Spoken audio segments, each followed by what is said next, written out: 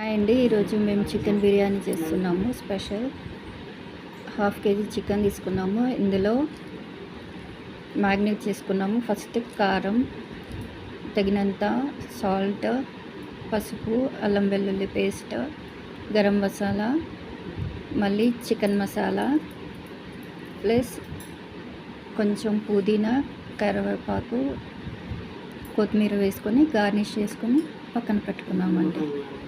కొంచెం ఒక నిమ్మకాయ, మనం నిమ్మకాయ రసం ఒక 1 స్పూన్ వరకు వేసుకుంటున్నామండి.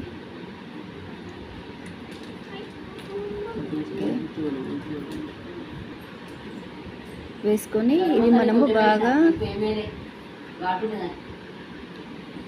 మిక్స్ చేసుకున్నాము. మనకు పట్ట, లవంగ, ఇలాచి, దాల్చిన చెక్క అవన్నీ దంచుకొని వేసుకున్నామండి. అలాగే అది గరం మసాలా, ధనియాల పొడి, అలాగే మనకి చికెన్ మసాలా, ఈ మసాలాలు అయితే అన్నీ వేసేసుకున్నామండి. ఇప్పుడు నేను బగారా రైస్ తాలింపు పెట్టుకుంటున్నాను అండి. చాలామంది వాటర్లో వేసుకుంటారు, కాకపోతే నేను ఆయిల్లో తాలింపు పెట్టుకొని చేసుకుంటాను. ఇందులో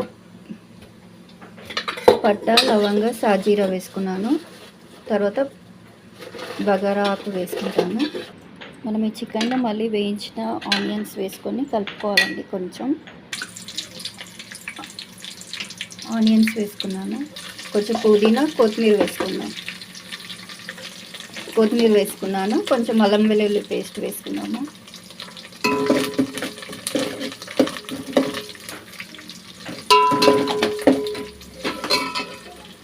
వాటర్ పోసుకుంటున్నామండి.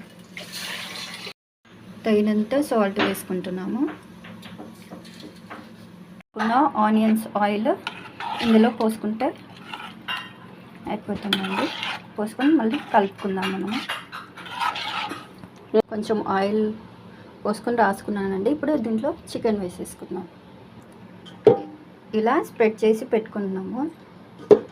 సో ఇప్పుడు మనం ఇది స్టవ్ మీద స్విమ్లో పెట్టుకున్నానండి. స్టవ్ కింద పెనం పెట్టుకున్నాను, ఎందుకంటే మాడకుండా ఉండడానికి కింద.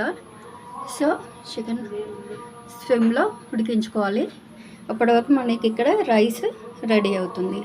హాఫ్ కుక్, 70% వరకు కుక్ అవ్వాలి. అందరికీ తెలిసిందే, 70% కుక్ అయితే సరిపోతుంది.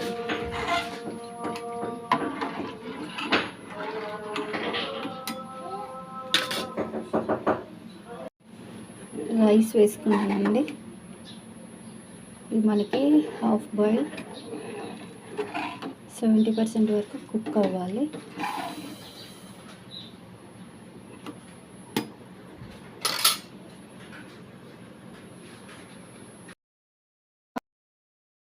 ఇప్పుడు దీని మీద రైస్ వేసుకుందాం.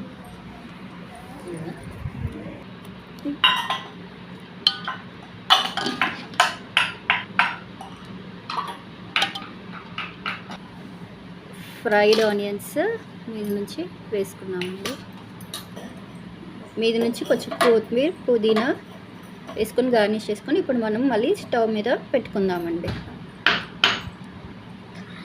స్విమ్లో పెట్టుకోవాలి. స్విమ్లో ఒక 15 మినిట్స్ వరకు పెట్టుకుందామండి.